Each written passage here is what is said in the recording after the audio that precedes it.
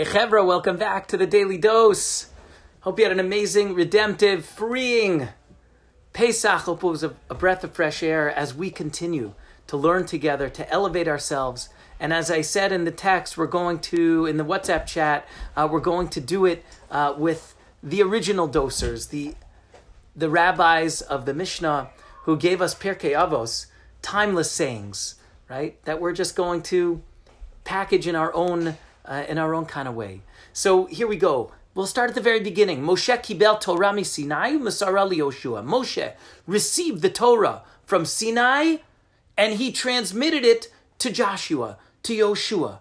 And Yoshua gave it to the Zakim, to the elders, and the elders to the prophets, and the prophets to the men of the great assembly, to the Anshe Knesset HaGedolah.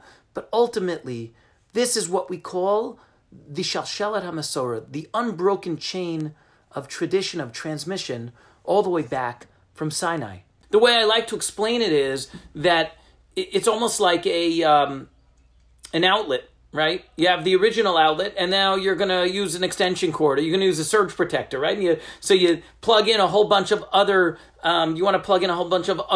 devices to that cord, or maybe other cords to that cord, right? So you have three prongs on the extra cord that was just the original, that was plugged into the original outlet, and then you plug that into a surge protector that has 10 plugs, 10 outlets, and you're plugging in other devices and other things, and you're going all down the block with all these different devices, but really it all comes from the same source. Right? This is basically Bekitzer, as they say. This is the Rambam, the abridged version of the Rambam in his introduction to the parish, to his Mishnah Torah, explaining how we understand the chain of the Masorah. It all came from that one original source, right? If that power source, the original outlet, loses power, then the whole thing loses its efficacy, loses its energy as well, its vitality. And I think what the Mishnah is trying to tell us as well is Moshe kibel, the difference between Kabbalah, receiving, right, a reception, receiving, versus limsor, u'misara liYoshua, and then he transmitted it to Yoshua. Because to be a mekabel means that you receive everything on some level, no questions asked, right? You are a vessel, you're a kli kibul. You're a kli that is mekabel, a bowl, a vessel that receives everything in its pristine form, its pristine state.